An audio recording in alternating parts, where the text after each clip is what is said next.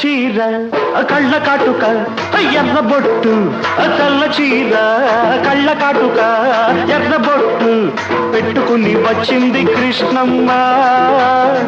ఏదో కబురు పట్టుకొచ్చింది కృష్ణమ్మ